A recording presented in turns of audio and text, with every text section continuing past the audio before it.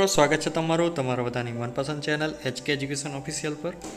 મિત્રો, મારી ચેનલ પર મળશે તમને સ્પર્ધાત્મક પરીક્ષાની તૈયારી કરતા મિત્રો માટે મોસ્ટ આઈએમપી ટેક્સ્ટબુક વિડીયો, સરકારી ભરતીની માહિતી, જાહેરાતના વિડીયો તેમજ આશ્રમ શાળાની જાહેરાતના વિડીયો। તો મિત્રો, ચેનલ પર નવા હોય, હજુ સુધી ચેનલને સબસ્ક્રાઇબ ના કરી હોય તો ફટાફટ સબસ્ક્રાઇબ કરી દો અને બાજુમાં આપેલા બેલ આઇકોન પર ક્લિક કરી દો, જેથી તમને નવો વિડીયો મૂકો તો નોટિફિકેશન મળે। આજનો વિડીયો છે મિત્રો આશ્રમ શાળાની જાહેરાતનો, જેની અંદર ઓલપાડ તાલુકા આઝાદીન સ્મારક કેળવણી મંડળ સંચાલિત સોદામીઠા હળપતિ આશ્રમ શાળા, મુકામ પોસ્ટ સોદામીઠા, તાલુકો ઓલપાડ, સુરત જિલ્લાની આ આશ્રમ શાળા છે। એક જગ્યા માટે વિદ્યાસહાયકની ભરતી કરવાની છે। રજિસ્ટર એડીથી જાહેરાત પ્રસિદ્ધ થયાના 10 દિવસની અંદર અરજી મળી જવી જોઈએ મિત્રો। ડિટેલની અંદર જોઈએ મિત્રો, વિડીયોને સ્કીપ ના કરતા। આશ્રમ શાળાના નિયમો અને કઈ તારીખ સુધી અરજી કરવાના છે તે પણ જોઈશું આપણે, તો વિડીયોને અંત સુધી જોજો મિત્રો। કઈ તારીખે કયા પેપરની અંદર જાહેરાત આવેલી છે તે પણ હું તમને કહું છું। તો ગુજરાત મિત્રની અંદર આ જાહેરાત આવેલી છે। આશ્રમ શાળાનું નામ છે આશ્રમ શાળા સોદામીઠા, તાલુકો ઓલપાડ, જિલ્લો સુરત। વિદ્યાસહાયકની જગ્યા છે ધોરણ 1 થી 5 માટે। રોસ્ટર ક્રમ 9 છે। જાતિ છે અનુસૂચિત જનજાતિ। ST મહિલા ઉમેદવારો માટેની જગ્યા છે, એટલે માત્ર મહિલા ઉમેદવાર જ એપ્લાય કરી શકશે અને ST ઉમેદવાર જ મહિલા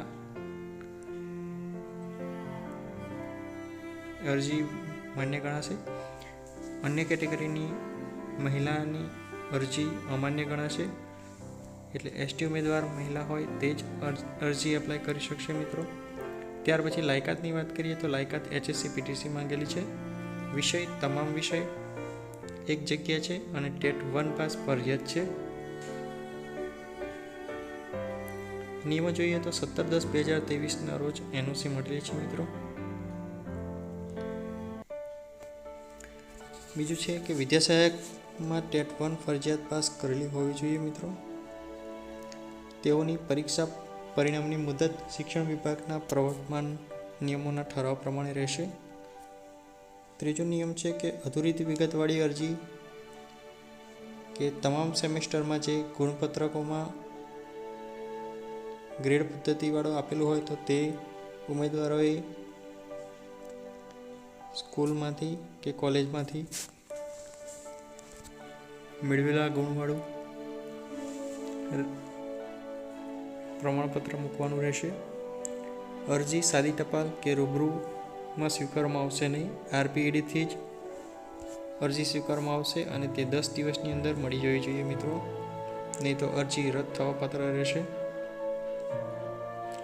ચોથો નિયમ છે આશ્રમ શાળાઓ નિવાસી શાળા હોવાથી બાળકોમાં નિવાસ સાથે ફરજિયાત તમામ કર્મચારીઓએ ફરજિયાત સ્થળ પર હાજર રહેવાનું રહેશે અને મહિલા શિક્ષકોએ ગૃહમાતા તરીકેની ફરજ નિભાવવાની રહેશે।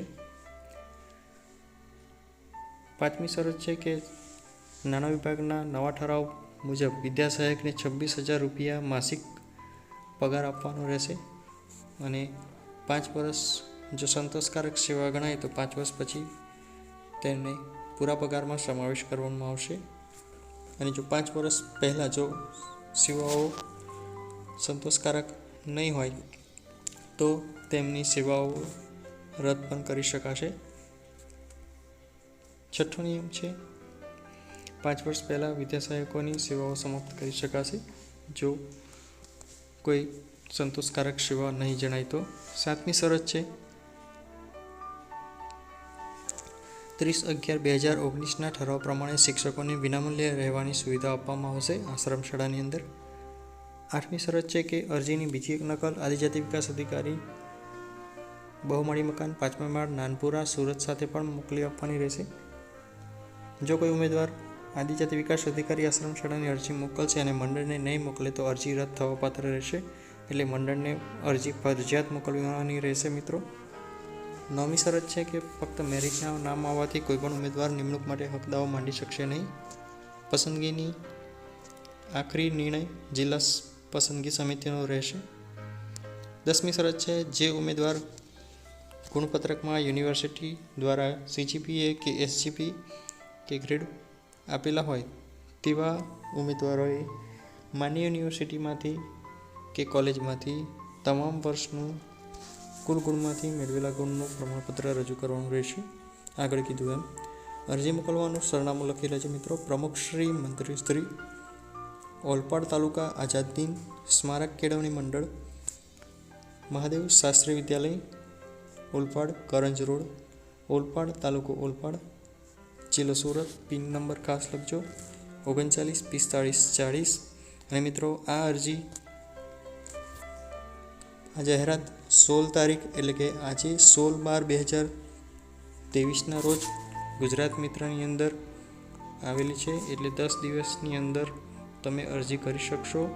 વિડીયો ગમ્યો હોય તો લાઈક કરજો, તમારા મિત્રો સુધી શેર કરજો, કારણ કે આ કાયમી ભરતી છે મિત્રો, જ્ઞાન સહાયક જેવું નથી.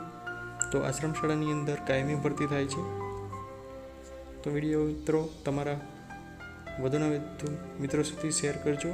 આવા જ નવા વિડીયો સાથે, નવી જાહેરાત સાથે ફરી મળશું. ત્યાં સુધી જય હિન્દ, જય ભારત.